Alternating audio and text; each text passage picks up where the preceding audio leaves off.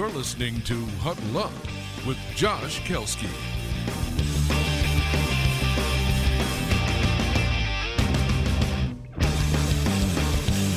Welcome back, everybody, to Huddle Up. I'm Josh Kelski, and I hope that all of you are staying healthy. There's no sports right now, but luckily we have Kyle Sielaff, the Marlins manager of broadcasting for Marlins Radio. Kyle, how are you?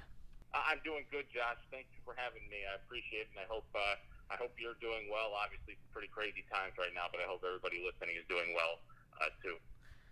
You're the manager of broadcasting for Marlins Radio. And right now you should be preparing for the Marlins-Braves game for tonight. Due to the coronavirus, the MLB season is on hold. What are you doing or working on without Marlins baseball? Yeah, so I have an opportunity right now.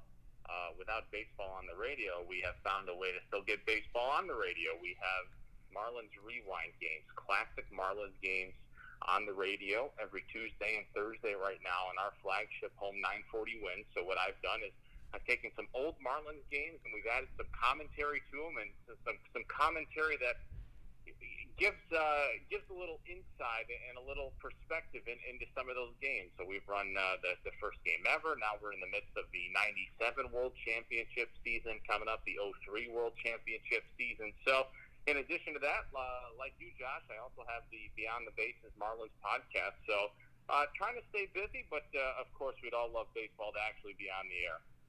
And since we don't know when baseball is going to be back, people are trying to figure out how they could play baseball with this virus going on.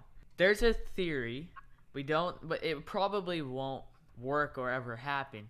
But people are trying to figure out how to have players stay 6 feet apart from each other, not even sitting in the dugout, sitting in the stands a few seats away from each other with no one in the stands. There's no way that you can play baseball 6 feet apart, because if there's a runner on first base, the first baseman's either holding him on or playing in behind him. He's within 6 feet, so that just doesn't work. What's the best way baseball can be played in this crazy scenario that we have going on right now? Yeah, I think the best thing is to make sure the country gets over this before they play baseball. And I think Major League Baseball has, in a sense, and a lot of other professional sports leagues, they've said as much. Obviously, the primary focus right now is on, the people in this country and globally as well. And, they're not going to rush into baseball. They're not going to rush into other sports. But to your point, obviously, it's probably going to be a pretty unique set of circumstances when we do hopefully play baseball again this season. I don't know if many people have thought about two guys talking at first base and not 6 feet apart. I saw the article that if everybody were to go to Arizona, then guys would be sitting in the stands. I don't know if that would prohibit them from playing the game the way that they've always played it on the field and sliding into each other and all that stuff. But I think at the end of the day, what they're going to try to do, Josh, is find a way to play baseball, but try to do it as safe as possible, whether that's not having fans in the stands, quarantining players, staff, broadcasters, when testing becomes readily available and it doesn't prohibit people that might be in need of a test from happening, then those are available. They could test people daily. But look, there's a long way to go. We've got a long way to go before they play baseball. I think everybody understands that. So we're just going to have to wait and see what happens. You said that we're going to have baseball is going to be played in a very strange way. And a lot of people have discussed empty stadiums, which I think is a possibility due to the fact that once we start to go over the curve and the cases start to decrease, once people start going to stadiums, the numbers have to rebound logically.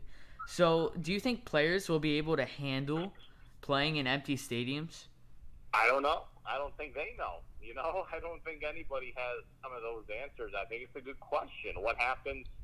A lot of guys have talked, for many, many years that there's something to a great home field advantage, and it does, it can play a factor. So are they on a level playing field no matter who is home and who is away, and what uniform you have on? If there's nobody there, how does that change things? It may very well. So I think if you were to ask the players that right now, they don't know because they haven't been in that set of circumstances before. So it's another really, really good question. How do the players, when baseball does get back underway, how do they How do they react to what we would imagine will be something that we've never seen before? What would you expect the training before the season to look like? Has anyone told you or discussed with you what that may look like?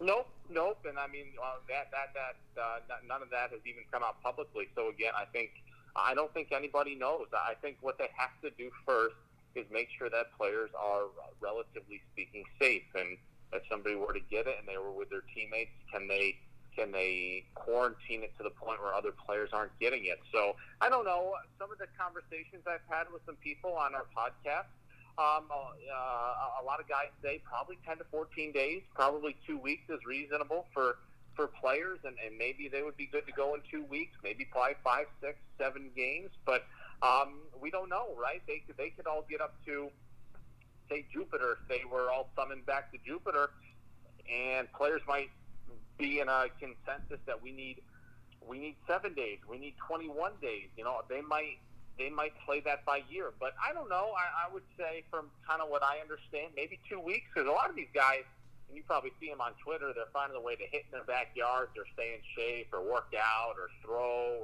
but there's nothing like being in baseball shape. So they're physically in good shape, but without baseball for probably 3-4 months since we stopped, over a month ago now, that's going to be the big thing, is how much time they're going to need. Now let's talk about something which will get everyone's minds off the coronavirus and give everyone a refresher of the Marlins' success this offseason. Aguilar, Villar, Dickerson, Cervelli, and Yimi Garcia were all signed. The Marlins came into the offseason with 2 needs: power and pitching. Personally, I think that the Marlins can check both of those off. Do you agree with that? Do you agree that they completed their needs for the season? Yeah, I think Michael Hill and his team did an awesome job. I think we saw that transpire a little bit in spring training. You're going to see, once we do play, a lineup that's a lot longer. Like you said, there's more power, there's more speed.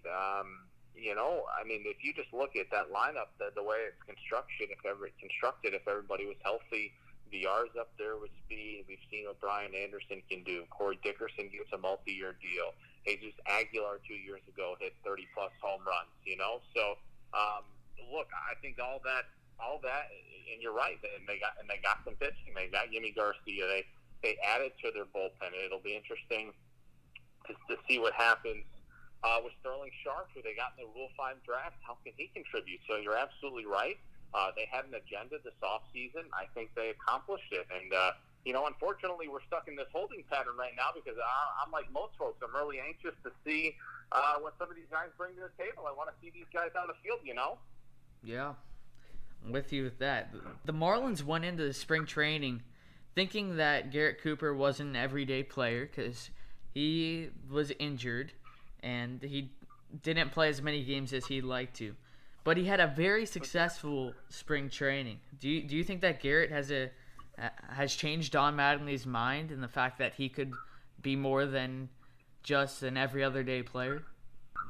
Well, yeah, absolutely. I think Garrett is very, very confident. I think the coaching staff is extremely confident in him. His problem is staying on the field. Every time he seemingly got it going a little bit last year, if you recall, he got hurt. Whether it was in San Francisco, whether it was the first couple of games of the season there, he couldn't stay on the field. But when he was healthy, he was an extremely productive ball player for the Marlins. And if they can get this guy on the field for 130, 140 games, he's probably a 25 to 30 home run guy. They just haven't had an opportunity. Nobody has. He himself hasn't been able to stay on the field and stay healthy. But goodness, if he's healthy, he's a big weapon up in that lineup for Don Mattingly. You've been with the Marlins for a long time. Does this season excite you more than the others due to the success this offseason? Yeah, I think a little bit. It's hard, Josh, because I don't think it's apples to apples, right? I came in 2013 when they went 62 and 100 after obviously what happened in 2012, and when I was really young and watching them, I thought it was really cool to see some veterans like Juan Pierre and stuff. But from a perspective that under a new ownership group going into year 3, for the first couple of years it was a painful process. Everybody understood that. Derek Jeter has said multiple times they're going to have to make some really tough decisions. They did that, but they've had a plan. They've stuck to that plan no matter what was going on at the major league level. if they're ever going to be successful at this level, they had to rebuild everything from the minor leagues.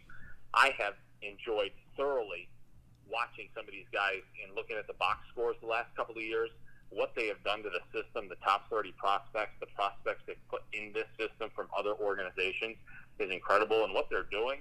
And look, there are the Phillies, the Mets, the Braves, the Nationals, the world champions in the National League East. It's not going to be easy. Those teams are going to be good for years to come. But the Marlins are putting themselves in a position where they are going to compete with those teams. I think you're going to start to see that this year. And when we do play, it's going to be interesting too, guys that we talked about in spring training, that, hey, if he gets a couple of months in AAA, are we going to see him in July or August? Well, what happens now? Do we see those guys? That's a big question, right? Do they stay another year in AAA? I don't think it necessarily sets their plan back, but it's going to be interesting to see what you would presume to be a shortened season, how that plays a factor into some of that decision-making moving forward. But, yeah, absolutely, to answer your question, these guys are going to compete in the National League East for a very long time, and they're putting themselves in a position in the minor leagues where they have layers and layers of talent. Well, Kyle, thank you so much for joining me on Huddle Up. It's our first time back in a while, and I look forward to listening to your Marlins podcast and hopefully hearing you on the radio when you get to call some games this season.